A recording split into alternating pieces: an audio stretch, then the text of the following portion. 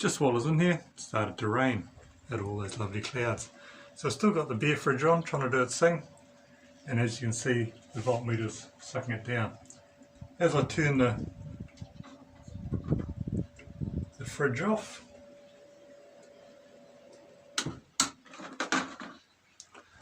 and you'll see the amp meters come back up, but even in the rain she's still producing just a little bit of voltage off those two big panels. Now the size of the battery is critical. The battery is 96 amp hours and they say you can run them down to half their amperage, so that's down to about 50 before you cause them any damage.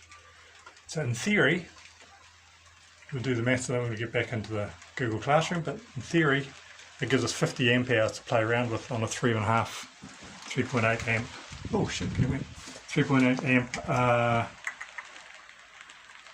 fridge.